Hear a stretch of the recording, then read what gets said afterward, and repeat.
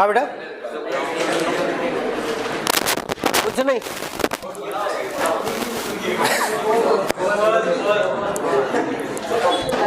आप खींच ले। क्या मेरा फोटो ले रहे हो? मेरा फोटो ले क्या करोगे? अभी तो तुम्हारी फोटो खींचो, तुम्हारी शादी नहीं हुई, मेरी हुई। चलो, नहीं फोटो इसीलिए खींची जाती है, दिखाने के लिए कि हाँ ये देखो ये गबरू जवान है हमारा एक, हाँ कि ये निठल्ला है, करता तो कुछ नहीं है, कोई तो पसंद कर लो इसको, इसीलिए फोटो खींची जाती है। एक बात बताओ, कौन कौन गंवा रहा है? कोई गंवा रहा नहीं है, तुम गंवा रहे हो बस। अभी तुम भी थोड़े दिन रुक जाओ, तुम्हारी भी शादियां हो जाएगी। हाँ गबरू जवान हो तुम, सारे के सारे पढ़ाकू हो। पढ़ाकू हो नहीं हो? नहीं सर। अच्छा किसकी शादी हो चुकी है तुम में से? हाँ तो कोई बात नहीं, अच्छी बात है, वो कम से कम सेटल तो हो गया तुमसे पहले। चलो अच्छा इसकी भी होगी, ओके बढ़िया बढ़िया काम किया, अच्छा है। नहीं टाइम पे हो जानी चाहिए वैसे। अरे तुम्हारी शादी की बातें हो गई तो पढ़ ले। हाँ चलो, अच्छा एक बात बताओ, अरे सुनो तो सही, एक बात बताओ। चलो, आपने बीज देखा है, अनाज देखा है? बीज और अनाज अलग अलग है, एक ही है? अलग है, क्योंकि इधर बीज कहते हो इधर अनाज कहते हो, ठीक है? ये सच अलग है, ठीक है? कारण क्या है वो सुन लो, ठीक है? एक तो होता है हमारे पास सीड या फिर हम क्या कहते हैं बेटा, बीज। एक होता है ग्रेन जिसको हम क्या कहते हैं, अनाज कहते हैं। आपने जब सीरियल क्रॉप्स पढ़ी थी तो सीरियल क्रॉप्स को आपने हिंदी में लिखा था अनाज वाली फसलें, बीज वाली फसलें थोड़ी कहा था, अनाज वाली फसलें कहा। तो अनाज और बीज जो है इनके अंदर डिफरेंस क्या होता है, हम ऐसा क्यों कहते हैं, ठीक है? तो चलो एक बार इसको अच्छे से समझ लो। बीज क्या है बेटा, उपयोग के आधार पर करें, इसका मतलब समझे तो क्या होता है, जिसको हम बुआई के लिए उपयोग करते हैं। किसके लिए उपयोग? बुआई के लिए जिसका उपयोग किया जाएगा उसको क्या कहेंगे, बीज कहेंगे, ठीक है? होते दोनों के दोनों क्या होते हैं बेटा, फ्रूट होते हैं, दोनों एक ही चीज है, ठीक है?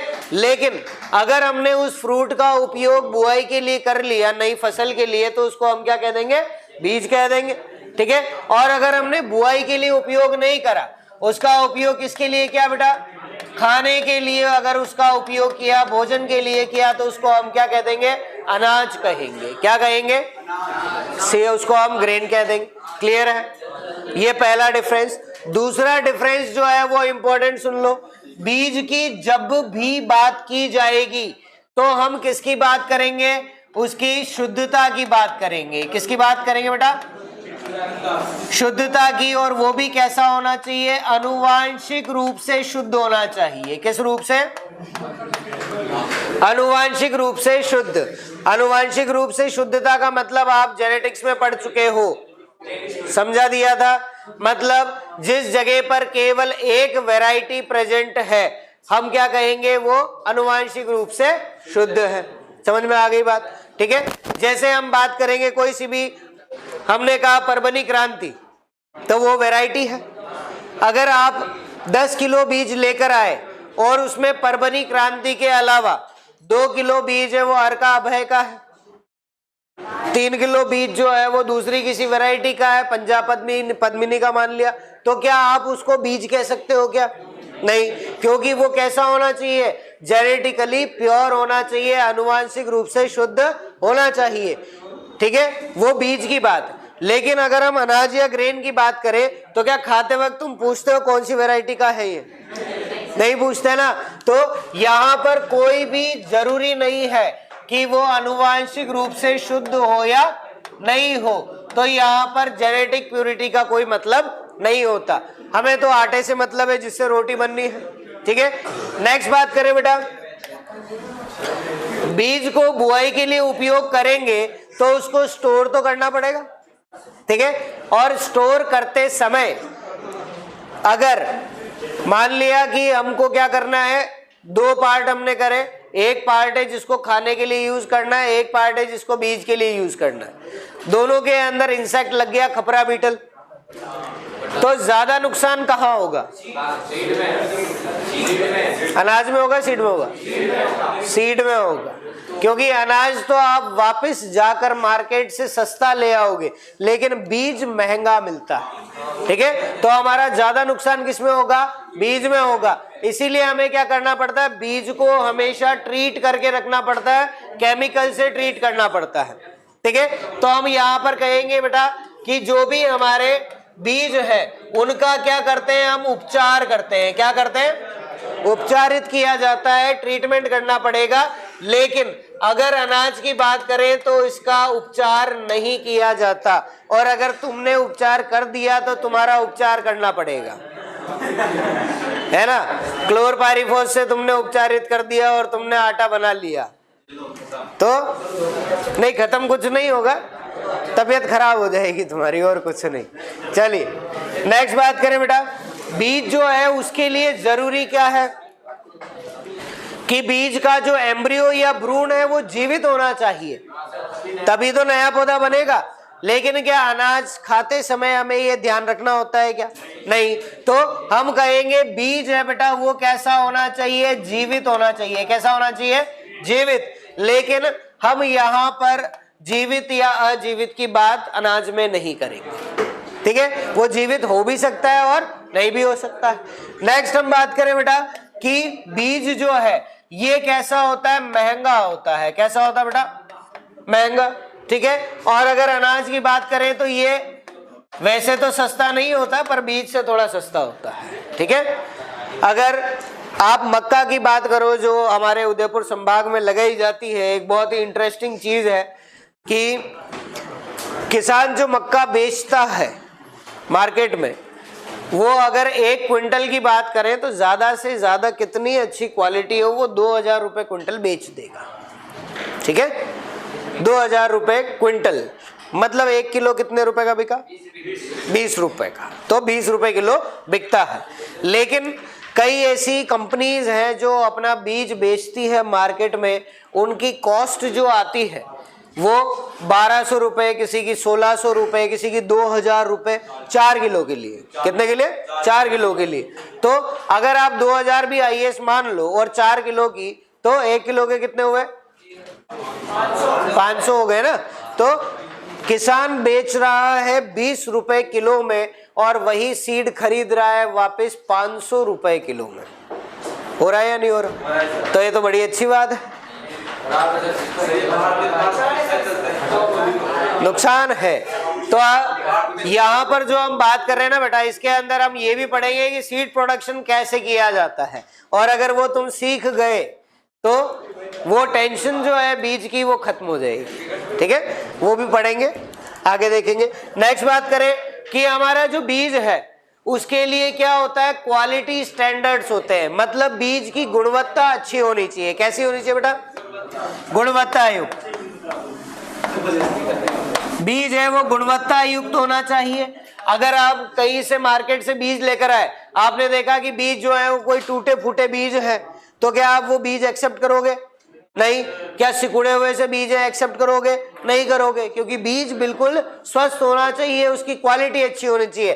बट अगर आपने अनाज लिया और उसकी गुणवत्ता देख ली कि ये टूटे फूटे, तो भी आप कहते हो वाह कोई बात नहीं, इससे आटे तो बनाना है, रोटी तो बननी है, ठीक है। अच्छा ऐसा नहीं कहते क्या? तुम्हें तो शरबती गेहूं चाहिए एमपी के, है ना। हाँ, देखे क्या तुमने असलियत में? कभी नहीं देखे ना, तो ये फिर भूल जाओ कि तुम्हें असली मिल रहे हैं, ठीक है।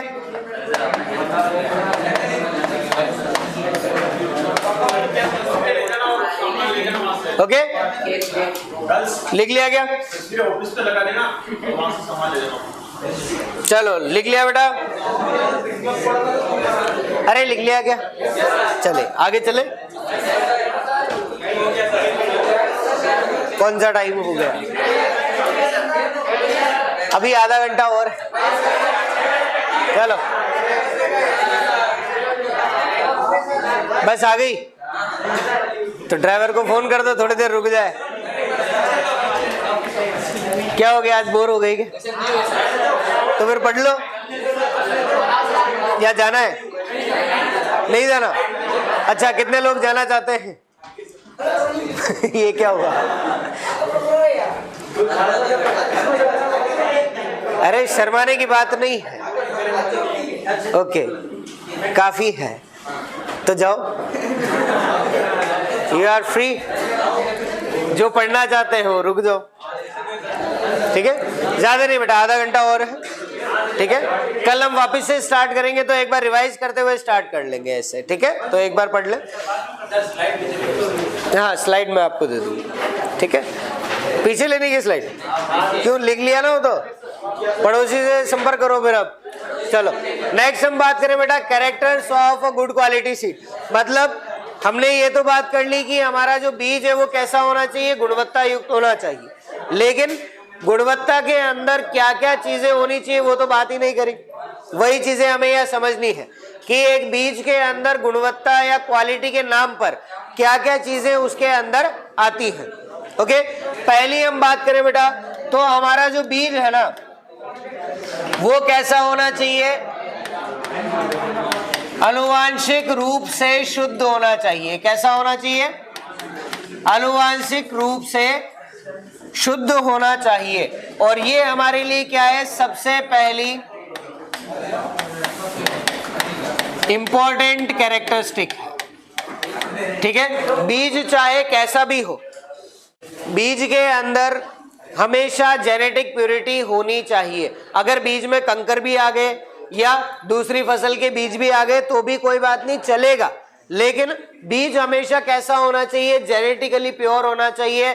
अगर उसमें आनुवांशिक शुद्धता नहीं है तो ऐसे बीज को डिस्कार्ड कर देते हैं, उसको हटा दिया जाता है, उसका उपयोग नहीं करते हैं, ठीक है। आप जब अभी आगे पढ़ेंगे हम क्लासेस ऑफ सीड, जहां पर आप पढ़ेंगे certified seed, foundation seed, breeder seed, उस टाइम पर आप ये जानेंगे कि कितनी जरूरी होती है आनुवांशिक शुद्धता, कि हम लास्ट जो है वो अलाउ करते हैं 95%, कितना कि इतनी ठीक है। अगर इससे कम आनुवांशिक शुद्धता हुई तो उस बीज को हटा दिया जाता है और जो कंपनी ऐसा निर्माण करती है उस कंपनी के खिलाफ केस होता है, ठीक है। आप ऐसा नहीं कर सकते। आप कोई वैरायटी दे रहे हो, कोई सीड दे रहे हो तो सबसे पहली रिक्वायरमेंट क्या है कि वो आनुवांशिक रूप से शुद्ध होना चाहिए। सेकंड हम बात करें बेटा कि इसके साथ कोई दूसरी वैरायटी नहीं होनी चाहिए। अगर हम बात कर रहे हैं आनुवांशिक शुद्धता की तो आनुवांशिक शुद्धता का मतलब क्या है, सिंपल सा मतलब क्या है, दूसरी किसी किस्म का या फसल का, या फसल भी आ सकती है तो भौतिक में आएगी, ठीक है। यहां पर आनुवांशिक शुद्धता का मतलब क्या है बेटा, दूसरी किस्म के बीज, ठीक है, ये क्या करते हैं, वहां पर आनुवांशिक अशुद्धता लाते हैं। क्या लेकर आते हैं बेटा, आनुवांशिक अशुद्धता लाते हैं, ठीक है। तो अगर हम कहें कि कोई बीज आनुवांशिक रूप से अशुद्ध है, इसका मतलब उसमें कुछ भी हो कोई बात नहीं, बस उसके अंदर किसी दूसरी वैरायटी के, उसी फसल की किसी दूसरी वैरायटी के बीज है, उसको हम क्या कहेंगे, आनुवांशिक अशुद्धता, ठीक है, जेनेटिक इंप्योरिटी कहेंगे। सेकंड हम बात करें बेटा कि कोई भी एक वैरायटी है, ठीक है, या हम कहें कोई भी एक किस्म है, तो उस किस्म की पहचान कैसे की जाती है, उस किस्म की पहचान कौन कराएगा, कैसे पता लगेगा कि ये किस्म है वो शुद्ध है, ग्रो करेंगे, ग्रो करने के बाद कैसे पता लगेगा, हम सारे पौधों को देखेंगे, कौन हाइट में बड़ा है, छोटा है, कौन फैलाव में ज्यादा है, कम है, किसके सीड अलग कलर के हैं, तो हम क्या पता लगा रहे हैं, आनुवांशिक शुद्धता ही तो पता लगा रहे हैं ना। तो एक किस्म की पहचान कौन कराता है बेटा, हमारी जेनेटिक प्यूरिटी कराती है। कौन कराती है, जेनेटिक प्यूरिटी या आनुवांशिक शुद्धता है वो क्या कराती है, किस्म की पहचान, ठीक है, आपके लिए क्वेश्चन बनता है किस्म की पहचान किसके द्वारा की जाती है, आनुवांशिक शुद्धता, भौतिक शुद्धता, या फिर कह सकता है बीज का जर्मिनेशन परसेंटेज, अंकुरण प्रतिशत, या कह सकता है बीज की हम जो कहेंगे प्यूरिटी परसेंटेज, शुद्धता प्रतिशत। तो किससे निकालेंगे बेटा? जेनेटिक प्यूरिटी से। नेक्स्ट बात करें कि ये जो है जेनेटिक प्यूरिटी, इसकी अगली जो खास बात है, वैसे लिखने की जरूरत नहीं, इसको रहना चाहो रहने दो इसको। ये क्या बताता है कि जो एक ही वैरायटी के बीज होंगे वो एक जैसे दिखेंगे। तो उसकी पहचान कैसे की जाएगी कि सभी पौधे एक समान है, एक जैसे हैं, फल भी एक जैसे हैं, बीज एक जैसे हुए, तो हम कहेंगे कि हाँ ये सभी एक वैरायटी के हैं। आपने एक बहुत ही कॉमन फिनोमिनन देखा होगा, नहीं देखा हो तो इस बार नोट करना। आप कितनी भी अच्छी जगह से बीज लेकर आ जाओ, ठीक है, गेहूं के खेत में देखना ये चीज, गांव जाओगे होली पे, हाँ सर, तो उस टाइम जाकर देखना ये चीज, है ना। वहां करना क्या है कि गेहूं के खेत के पास खड़े होकर और फिर खेत को निहारना है, देखना है। तो आप देखना खेत में ज्यादातर पौधे जो है वो एक हाइट के होंगे, लेकिन उसके बीच में कुछ तुम्हारे जैसे नालायक बच्चे होंगे जो अपवाद होंगे, उनकी हाइट ज्यादा बड़ी नहीं होगी, उनकी हाइट जो है वो ज्यादा से ज्यादा 15 सेंटीमीटर, 10 सेंटीमीटर, 5 सेंटीमीटर बड़ी होगी। देखा ये चीज कभी? ये जेनेटिक इम्प्योरिटी है, इसको कहा जाता है जेनेटिक इम्प्योरिटी।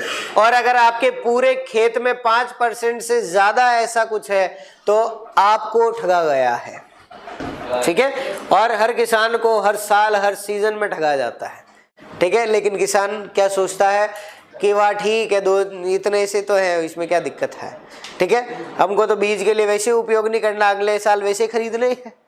यही बात आती है ना, क्योंकि बीज हम खुद बना नहीं सकते हैं। ऐसे थोड़ी हो जाएगा। बिल लेके आते हो क्या बीज का? नहीं लाते ना, फिर रहना तो मत करो भाई, लाएंगे। बहुत सावधानी रखनी होती है, और तुम जितनी सावधानी रखते हो उससे ज्यादा सावधानी वो इंसान रखता है जो बीज बेच रहा है, ठीक है। उसे पता है वो क्या कर रहा है, तुम्हें उसे पता है वो क्या कर रहा है, तो वो सब ध्यान रख के करता है। मैं तो जानता हूँ।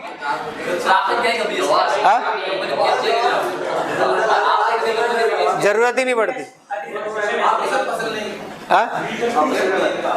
मेरे अंडर पूरी पंचायत समिति है बेटा, वो सारी फसलें मेरी है, उनका ध्यान रखना मेरी ही जिम्मेदारी बनती है। किसी किसान के साथ ऐसा होता है तो उनका सपोर्ट करना, उनके साथ रहना, वो मेरी जिम्मेदारी है ना। बिल्कुल है। और ऐसे लोग जो है जो ऐसा काम करते हैं वो खुद ही डरते हैं कि नहीं ऐसा काम नहीं करना है। हाँ, ये बैठा हुआ है आदमी, ये छोड़ेगा नहीं, इसलिए वैसे ही नहीं करते हो। चलो नेक्स्ट बात करें बेटा इसके एग्जाम्पल की। तो एग्जाम्पल बड़ा सिंपल सा है। हमने एक वैरायटी ली, कौन सी? माही कंचन। कौन सी बेटा? माही कंचन। इसके साथ हमने बीज मिक्स कर दिए किसके? माही धवल के। किसके करें? माही धवल के। दोनों किसकी किस्म है बेटा? वेरी गुड, मक्का की किस्म है। इसको हम क्या कहेंगे? अनुवांशिक अशुद्धता कहेंगे कि एक प्रकार के बीज के साथ आपने क्या करा, दूसरी हमारी किस्म जो है उसके बीज आपने मिक्स कर दिए। तो बताओ हमारे लिए बीज में सबसे बड़ी प्रॉब्लम, सबसे बड़ी टेंशन क्या है? बस इसी से सबसे ज्यादा क्वेश्चन बीज में आते हैं, जेनेटिक इम्प्योरिटी से, कि जेनेटिक इम्प्योरिटी कितनी है, जेनेटिक इम्प्योरिटी कैसे होती है, जेनेटिक इम्प्योरिटी को कम कैसे करेंगे और कितना कम करेंगे। ठीक है, यही चीज जो है वो आपके पूरे सीड का सबसे मेन इंपॉर्टेंट टॉपिक बनता है। आप जो क्लासेस पढ़ते हैं, आप पढ़ते हैं ना, मात्र बीज है, फिर आपका फाउंडेशन है, सर्टिफाइड या प्रमाणित बीज है, वो सब इसी पर आधारित है, वो सब इसी में ही आता है, जेनेटिक प्योरिटी में, क्योंकि उसके ऊपर टैग लगा होता है। आपने सुना होगा टैग लगता है, वो टैग सबसे पहले ही जेनेटिक प्योरिटी से बनता है। अगर वो जेनेटिक प्योरिटी नहीं है तो आप वो टैग नहीं लगा सकते हो। ठीक है, उससे फिर बाद में दिक्कत होती है। चलो इसको लिख ले, एक बार लिख लिया। चलिए अगली हम बात करें बेटा, सीड जो है वो कैसे होने चाहिए? फिजिकल भी प्योर होने चाहिए। इसका मतलब क्या है कि बीजों के अंदर क्या होनी चाहिए, भौतिक शुद्धता होनी चाहिए। क्या होनी चाहिए, भौतिक शुद्धता होनी चाहिए। भौतिक शुद्धता का मतलब क्या है बेटा, देखो एक तो हमने बात करी आनुवांशिक अशुद्धता, एक हमने बात करी भौतिक शुद्धता। दोनों के बीच में डिफरेंस क्या है, डिफरेंस पूछ रहा हूं, दोनों में डिफरेंस क्या है? एक को हम देख सकते हैं, एक को नहीं देख सकते हैं। अगर आपके किसी क्रॉप के सीड में आनुवांशिक शुद्धता कर दी, ठीक है, किसी दूसरे वैरायटी का सीड मिला दिया और वो कलर डिफरेंस नहीं है, आप नहीं पहचान पाओगे।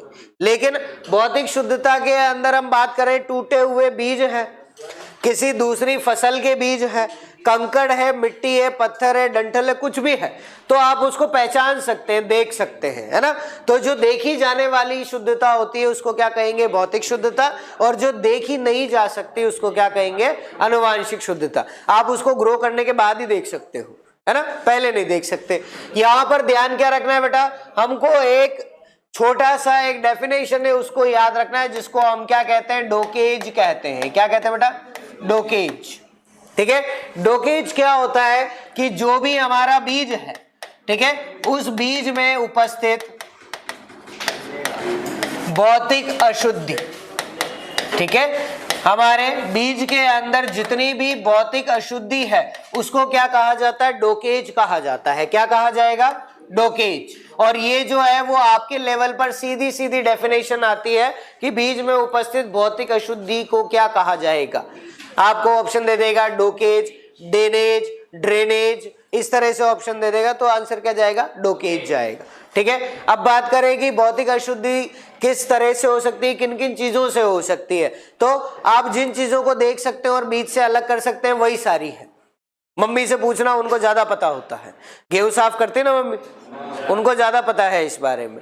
ठीक है, क्या क्या चीजें आती है वो यहाँ पर अब देख लो। एक तो क्या आएगा बेटा, हम कहेंगे कि हमारी जो फसल है उसके कटे हुए छोटे छोटे डंठल आ जाएंगे। ठीक है, या हम कहें कि वहां पर मिट्टी जो है वो आ जाएगी, या हम बात करें वहां पर कंकर जो है वो आ जाएंगे। भाटे तो नहीं आते ना, भाटे आते हैं क्या, कंकर आते हैं, कंकर, भाटे नहीं आते।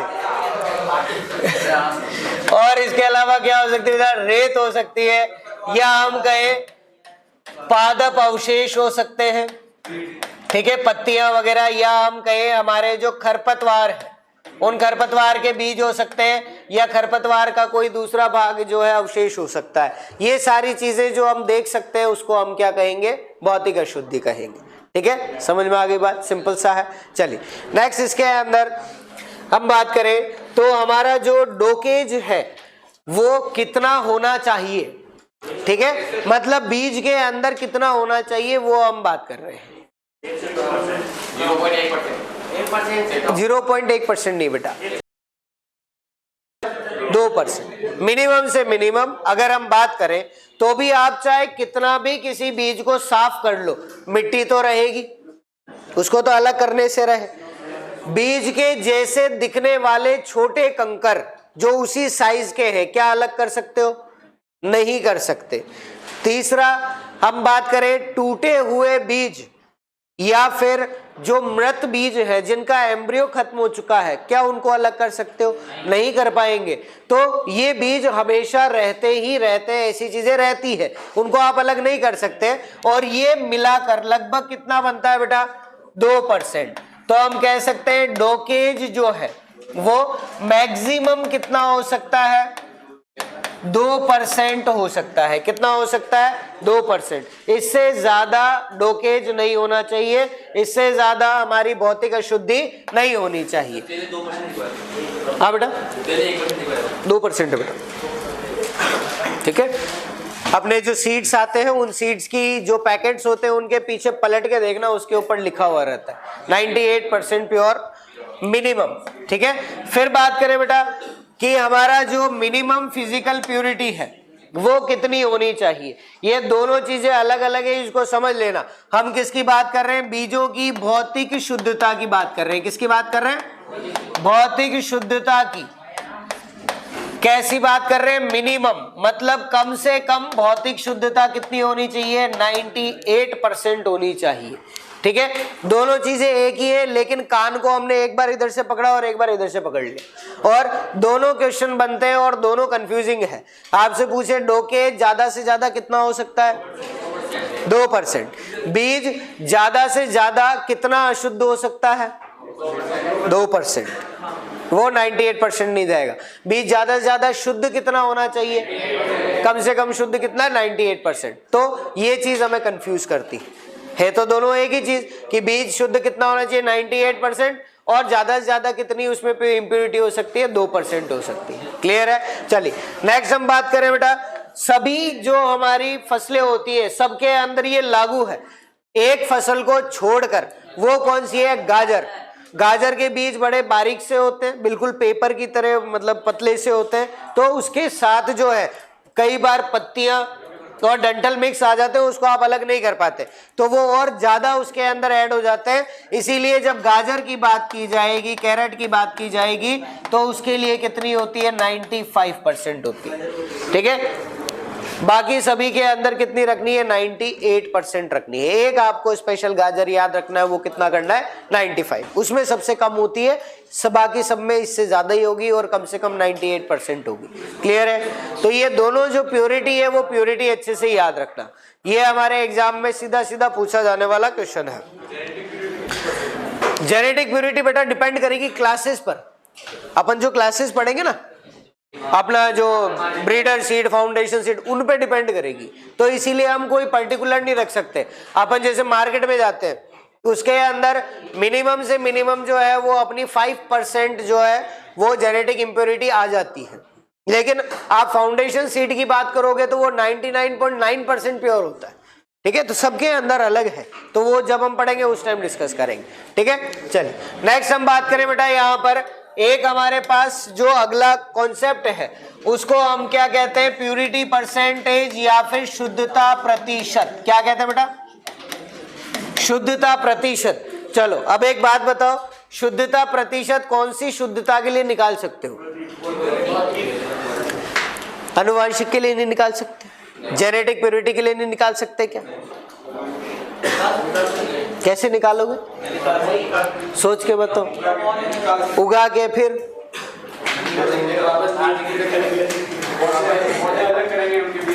बिल्कुल वो करने में टाइम लगेगा। दूसरा, ऐसा करना फिजिबल है भी नहीं, बहुत मुश्किल है।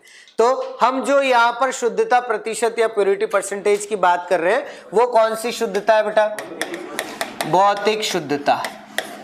ठीक है, हमारी फिजिकल प्योरिटी की हम यहाँ पर बात करेंगे। ओके, अगर शुद्धता प्रतिशत की बात करें कि क्या होता है, तो फॉर्मूला बहुत इंपॉर्टेंट है। यहाँ पर हम इसी को गलत करके आते हैं। ठीक है, फॉर्मूला आपसे पूछा हुआ है आईसीआर के अंदर, एज इट इज फॉर्मूला पूछा है। शुद्धता प्रतिशत का सूत्र होता है weight of pure seed minus weight of impurities upon weight of pure seed into क्या कर दोगे? 100। हिंदी में लिख ले तो हमारी जो शुद्धता प्रतिशत है वो क्या होगी बेटा? परसेंटेज निकालना आता है क्या? पक्का? ठीक है, चलो वो निकाल लेना, बस काफी है। ठीक है, तो हम बात करेंगे यहाँ पर किसके बारे में?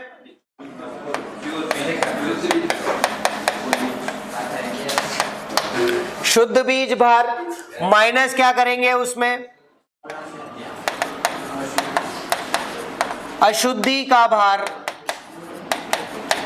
और फिर डिवाइड किससे कर देंगे बेटा?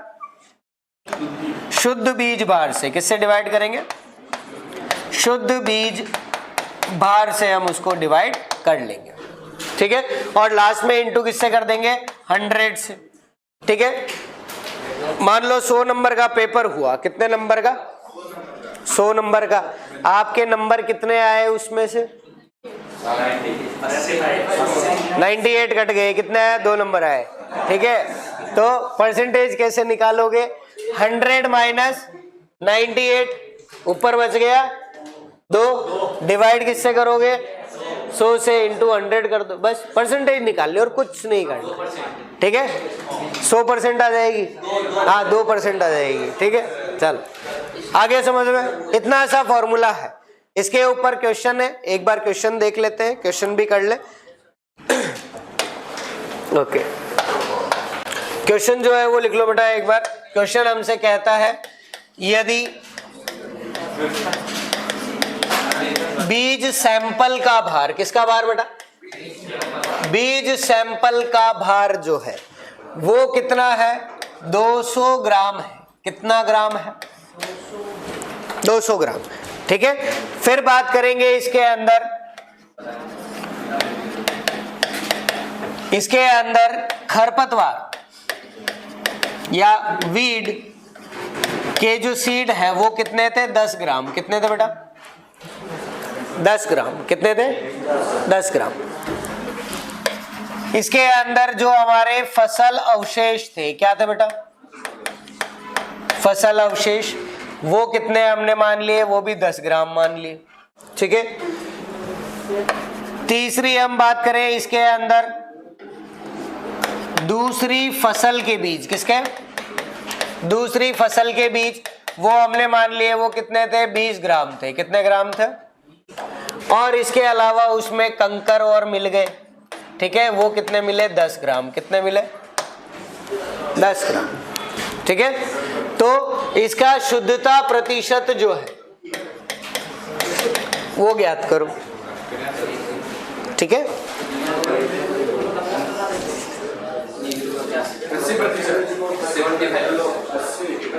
80।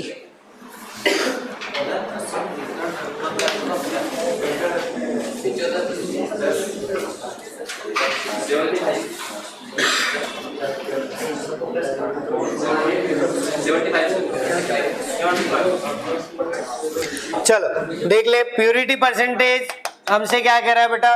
हमें क्या करना है? जो हमारा बीज भार है, ठीक है, बीज भार कितना दिया हमको? 200 ग्राम ही दिया।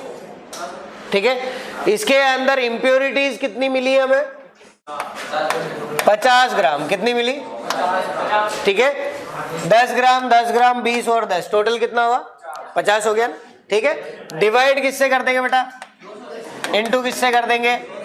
तो कितना हो गया?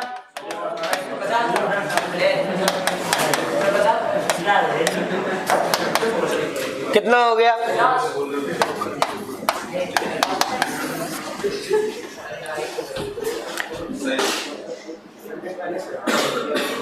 ठीक है,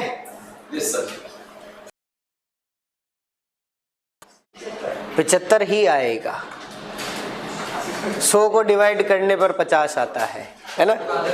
चलो हाँ बेटा, आगे समझ में? इतना सिंपल सा क्वेश्चन है। आपके लिए क्वेश्चन बनता है वो यही बनता है, इसके अलावा कोई क्वेश्चन नहीं बनता है। ठीक है, इतना सा जो है वो न्यूमेरिकल आपके लिए बनेगा। चलो इसको लिख लें।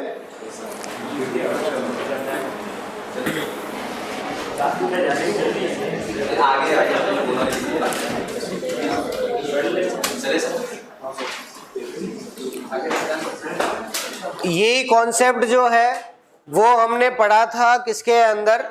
मृदा नमी के अंदर पढ़ा था ना, लेकिन वहां थोड़ा सा डिफरेंस था। अगर ये फॉर्मूला वहां लगा दिया तो गलत हो जाएगा।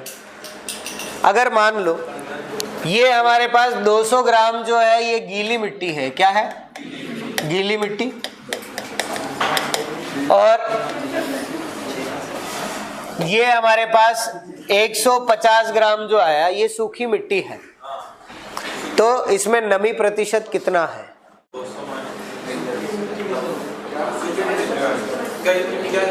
तुमने किया है ना क्वेश्चन?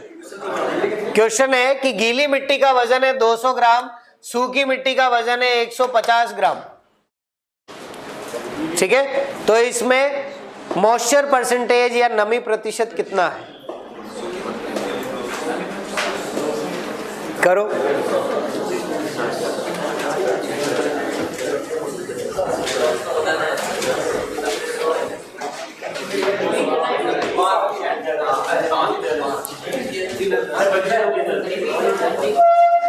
रिपीट क्या आगे लिख देते, क्वेश्चन सॉल्व भी कर लो। ठीक है, वेट सॉइल या हम कहें बेटा गीली मिट्टी उसका जो वजन है वो कितना है, 200 ग्राम है। कितना है बेटा, 200 ग्राम। ठीक है। दूसरा हमारे पास है कौन सा, ड्राई सॉइल या सूखी मिट्टी, इसका वजन कितना दे दिया, 150 ग्राम। तो इसके अंदर मॉइस्चर परसेंटेज, नमी प्रतिशत ज्ञात करो। 50, बहुत सिंपल सा है। 200 इधर है, 150 इधर है, डिवाइड कर दो, आ जाएगा। चलो फॉर्मूला लिखे बेटा। कभी भी न्यूमेरिकल आ जाए बिना फॉर्मूले के सॉल्व मत करना। अगर तुम्हारा दिमाग इतना तेज भी है कि फॉर्मूले के बिना कर लोगे तो भी पेपर के लास्ट पेज पर फॉर्मूला जरूर लिखना। एक बार उसको सोचना जरूर कि तुम क्या कर रहे हो। ठीक है, कैलकुलेट नहीं भी करो कोई बात नहीं, पर फॉर्मूला जरूर लिखना। फॉर्मूला क्या बताना जरा मेरे को। ओके ठीक है, गीली मृदा माइनस सूखी मृदा डिवाइडेड बाय, वेरी गुड, क्या बात है, और इनटू क्या कर देंगे, 100 कर देंगे, परसेंटेज आ जाएगा। कितना हुआ बेटा, 200 माइनस 150 डिवाइडेड बाय 150 इंटू 100। कितने लोगों ने 200 कर दिया था, किसी ने नहीं करा, किया ना। बस यही हमारी यहाँ पर गलती है, क्योंकि हम जहां पर भी परसेंटेज निकालेंगे, ये कोई बड़ी चीज नहीं है बेटा, जहां पर भी परसेंटेज निकालेंगे वहां पर लास्ट में हम डिवाइड करते हैं टोटल से, यही करते हैं, और हमें परसेंटेज में याद भी वही रहता है। लेकिन सिर्फ मॉइस्चर परसेंटेज में याद रखना, टोटल से नहीं करना है, सूखी मृदा से डिवाइड करना। ठीक है, बस एक जगह ये डिफरेंस आएगा, बाकी कहीं नहीं आएगा। ओके चलो डिवाइड कर लो, कितना आ गया बेटा, 50 बाई 150 इंटू क्या कर देंगे 100, कितना आ जाएगा 33.33% आएगा, 33%। ठीक है, आ गया आंसर, समझ में आ गया अच्छे से। इसको गलत मत करना बस, क्योंकि हर जगह अपन टोटल से डिवाइड करेंगे, बस यहाँ पे छोड़ के, यहाँ पे टोटल से डिवाइड नहीं करना है अपन को। ठीक है, इस चीज का थोड़ा सा अपन को ध्यान रखना है। इस टाइप का क्वेश्चन अपन इरिगेशन में किया हुआ है, अपन ने सॉइल मॉइस्चर निकाला था उस टाइम किया था, है ना। चलिए लिख लिया, लिख लिया बेटा, चलो आगे चले, कल चलेंगे। एक लास्ट कॉन्सेप्ट है वो पढ़ ले, फिर कल चलेंगे। नेक्स्ट हम बात करें बेटा कौन सा है, जर्मिनेशन परसेंटेज। कौन सा है, जर्मिनेशन को हम क्या कहेंगे बेटा, अंकुरण प्रतिशत। क्या कहेंगे,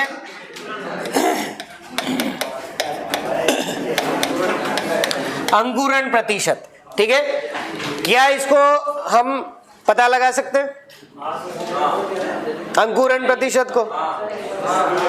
अरे अंकुरित तो करना है।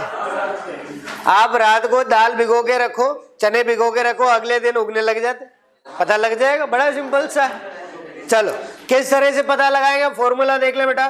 जर्मिनेशन परसेंटेज जो है हमारा अंकुरण प्रतिशत, वो हमसे क्या कहता है कि अंकुरण प्रतिशत कैसे निकलेगा, जो हमारे कुल बीजों का संख्या है, क्या है, संख्या, माइनस क्या करेंगे उससे, जो अंकुरित नहीं हुए हैं। ठीक है,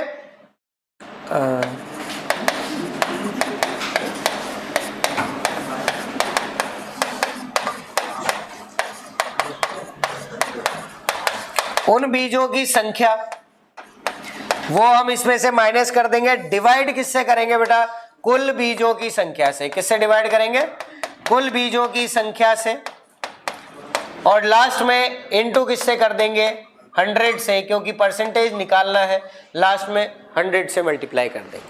ठीक है, सिंपल सा है, आप बहुत आसानी से पता लगा सकते हैं। जर्मिनेशन टेस्ट करना एक दिन का काम है। आज आपने रात को भिगो कर रखे, अगले दिन अंकुरित होने लगेंगे, जितने अंकुरित हो गए वो पता लग जाएगा अंकुरण प्रतिशत है। ठीक है, तो इस तरह से हम पता लगा सकते हैं। फॉर्मूला लिख लिया, ठीक है, एक क्वेश्चन लिख लो इसके ऊपर, आएगा तो इतना ही सिंपल क्वेश्चन आएगा, इसके अलावा नहीं आएगा।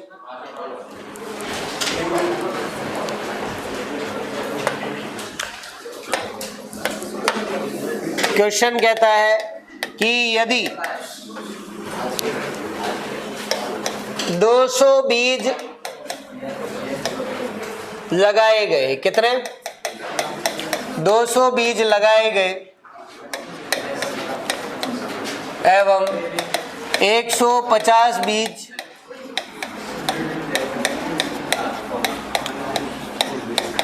एक 160 कर लो, चलो तुम भी 150 कहाँ करोगे। 160 बीज अंकुरित हुए तो अंकुरण प्रतिशत ज्ञात करो।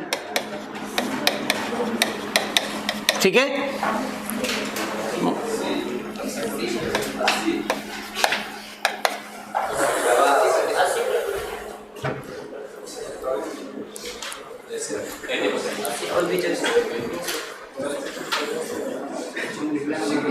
कितना आया बेटा? बिल्कुल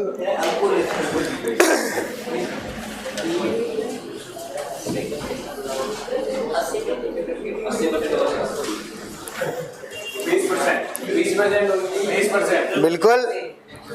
चलो आंसर क्या है बेटा?